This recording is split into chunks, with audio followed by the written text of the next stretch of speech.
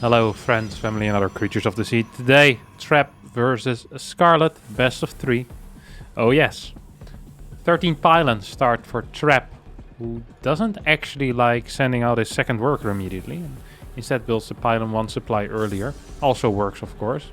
Completely viable, slightly less minerals, but it does flow a little bit better. At least I always feel like it flows a little bit better. Gateway is going to be placed on the low ground like every normal game. And we'll see what Scarlett decides to do here. The map's going to be Berlingrad, one of the smallest maps that we currently have in the map pool.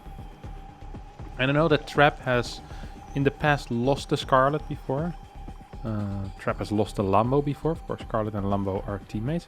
Oh, that's a cute little move. Okay, so Trap didn't actually want to go check all the way to see where the hatchery was placed. So just popped onto the high ground and was like, hey, let me see what you got, buddy. Let me see what you got. And indeed, the hatchery was over here in the forward position. This possibly could influence his playstyle, by the way. If you know that your opponent is taking the forward third base, the likelihood of you playing a Stargate opener just kind of went down. However, if your opponent takes this line, then you might as well just play Stargate, because the rush distance remains very large, especially if you take your own line base as well. We'll see what Trap decides to do. I'd be surprised to still see a Stargate here. It is of course viable to play Stargate, but you need to be so careful of Queen Walks that I'd almost say I prefer if it just was a Twilight, whether that's DT drop or even just a Robo Open or some type of Disruptor drop is something that we have been seeing a little bit in the past. People like Zaun have been playing a lot of Disruptor drop into like a 6 gate with Colossi, 1 Immortal, like some really out there build order, but at the end of the day, you know, it can still work. And if you're playing a series, just taking a map, especially if it's a very small map against her, that can be great. You know, you just need one build against that. Scarlett here opening up with a fast speed, as well as double queen coming out. See that third base being taken as she's looking for any potential probes that are hiding either in the natural or perhaps even somewhere else. It's of course always going to be possible. Twilight's going to be the tech of choice here for Trap. I do understand that. I really do understand that. The question now is what will the secondary tech be? So you can either go into Blink from here, Charge, Glaive. Most likely it's going to be Glaive, but of course Dark Shrine's always a possibility still. Seems a lot like a Robo to me. And it's going to go back into Gas as well. Often we see if people play Glaives that when they build their robotics facility, they pull 2 workers out of Gas to make the build flow a little bit nicer, because minerals tend to be one of the limiting factors, more so than gas tends to be the limiting factor. And you can see the gas count is growing. Okay, now we're actually going to throw down Glaive here. Okay, so resonating Glaive is going to be it for Trap. Scarlett already has her first creep tumor on the map. Queen's going to keep pushing this forward, of course, ideally. If a second gas being researched, okay, this is what we call a blind / hard counter. This is Dark's response to the 4-gate Glaive. So initially when the 4-gate Glaive came out in early 2020, was that early 2020? I do believe that was early 2020. Zest versus Rogue finals. Yeah. Zest was kind of owning everyone with it, let's be real. And then it was Dongray Gu who started inventing some type of defense against it. And the way that Dongray Gu did it was with 5 to 6 queens, a big flood of links initially, playing off a single gas, and then getting 7 to 8 roaches, like the 450 mark, getting them out at the 450 mark. This was a very safe and solid response, and it also allowed you to just be in a pretty okay spot if your opponent opened up with a warp gate first, but then went into Stargate. It meant you didn't start mining gas too early. However, then what Dark started doing is he said, well, if I'm 100% sure or 80% sure that my opponent is playing Glaive openers, I'll just take a quick second gas and I'll respond with triple Ravagers. I'll use my links to surround my opponent's adepts, and then I bomb a couple of biles on their face.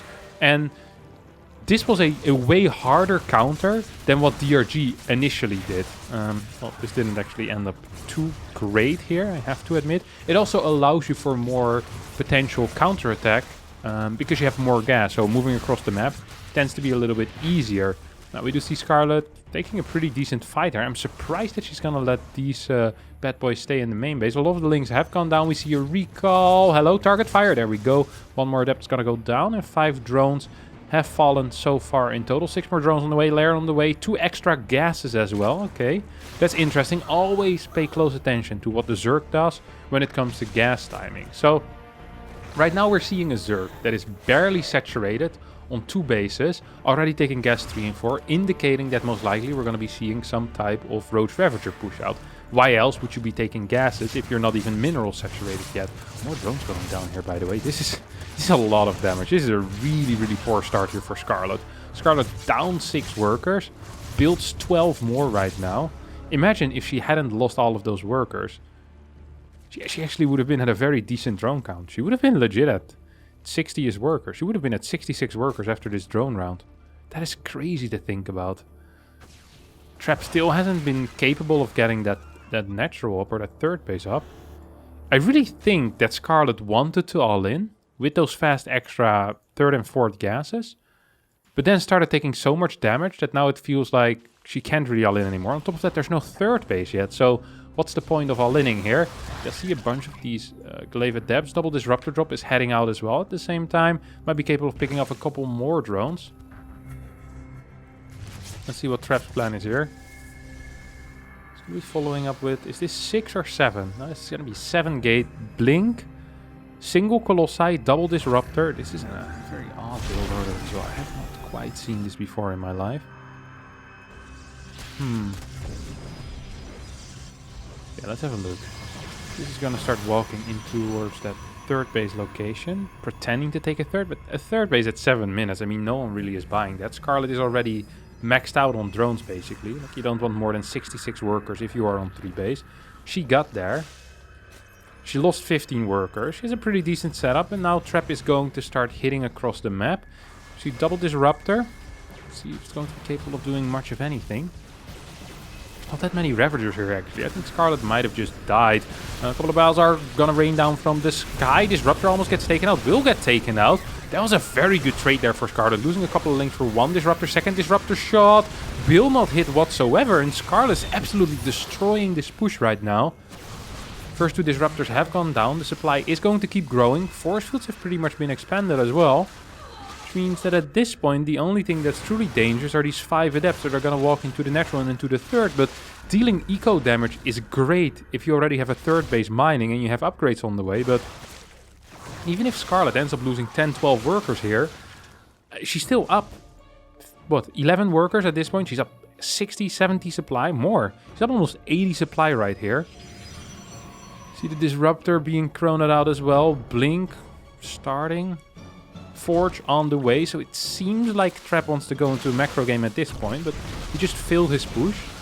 And now the plan is to go into macro. I mean, I wish him a lot of luck with that. It looks like a really poor situation. We have a single Colossi harassing, a lot of damage is being dealt. Was this all that Colossi?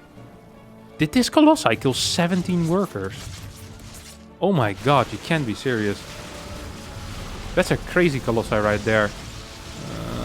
Super Battery is being activated right here. 1 Disruptor still around.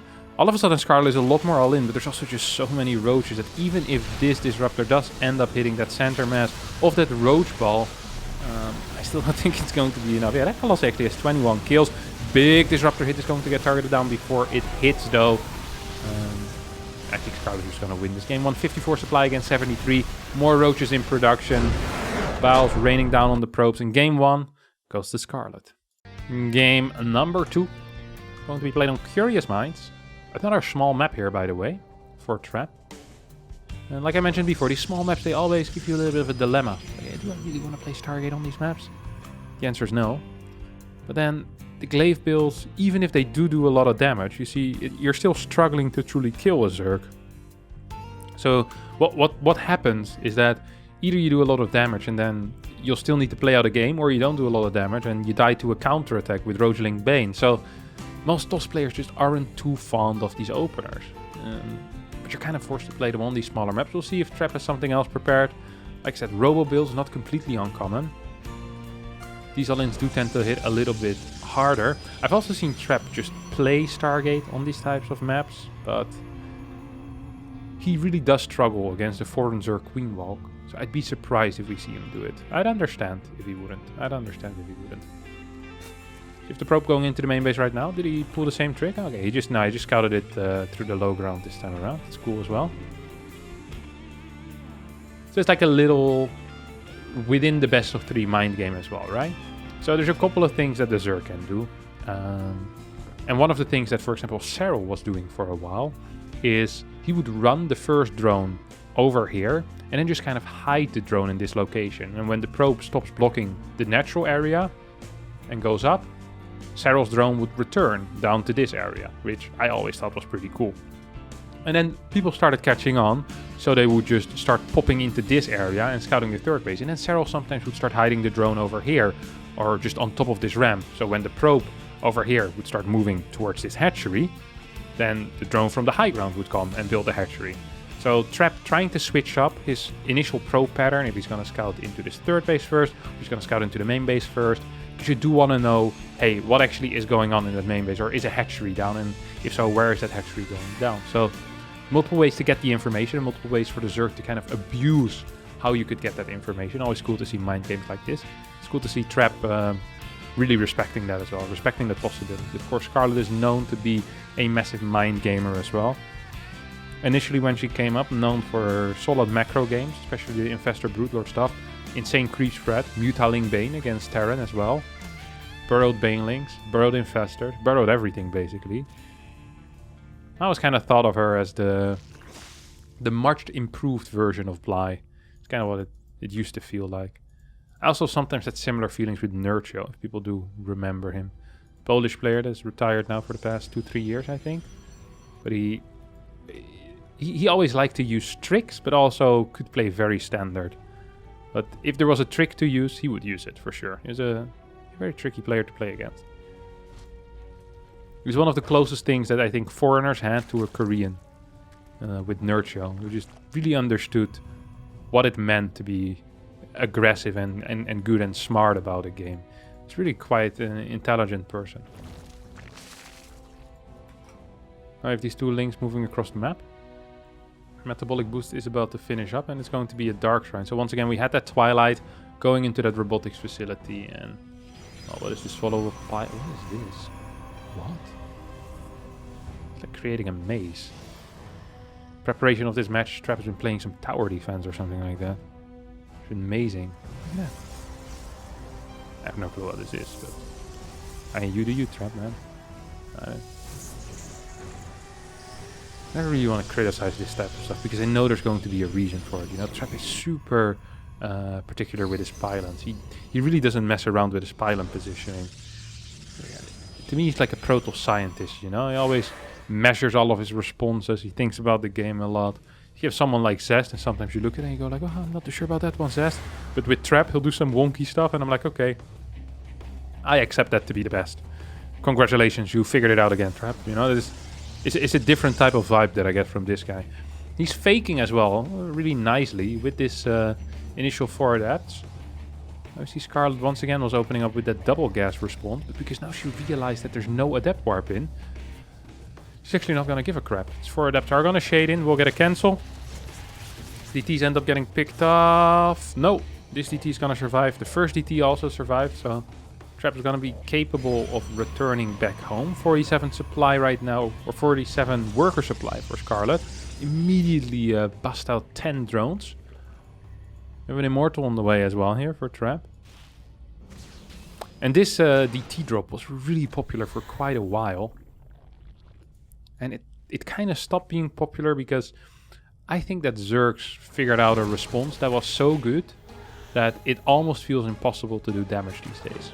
And then once again, they just get a setup into a timing attack, Ravager Bane, or just a pure Roach attack that can be so powerful. It's so difficult to deal with. We've even seen people go into the Roach Swarm host afterwards with like good upgrades and a bunch of queens, and it really is quite tricky. This Raspberry Trap is absolutely fabulous, by the way. Oh god. Oh lord. Look at that. No, that actually wasn't great. Kills 2 drones, loses a DT is definitely not worth it. 9 drones were already in production, so Scarlett definitely is set up to start mining those minerals and these gases at that base. 2 extra gates on the way right now. Blink is being researched. The 6th gate before Forge or what? 6 gate before Forge. He's getting a bunch of Immortals as well here. Robo Bay is very delayed. The question now perhaps might be if we're even ever going to see a Robo Bay, or if this is some type of defensive all-in almost out of trap, saying, hey, I know you like to push into me, I know you like to attack, but I'm gonna get so many sentries, I'm gonna get so many Immortals, I get a battery late upgrade that if you do end up attacking into me, I'm going to have an easier defense. Not quite sure if that's the truth though. See Trap trying to push out, gets his hallucination out. Now should be spotting that there's no base over here. Should realize that perhaps a scout onto this base might be what is needed. He actually wants to push out, so rather than this being something defensive, he's gonna go aggressive. He's building a lot of crap on the back of this though. Look at that. He's going straight into that second Robo Bay. Now he has this tower. And he can't push up on the creep though, not at 7 minutes into the game. I mean, Scarlett right now has stopped droning as well, and I think actually he's preparing for a bit of a 1-1 all-in. 10 Ravagers on the way. Baneling speed. +1 as well. It's not a single drone out right now. SDT is going to start moving towards that 4th base. I do like that.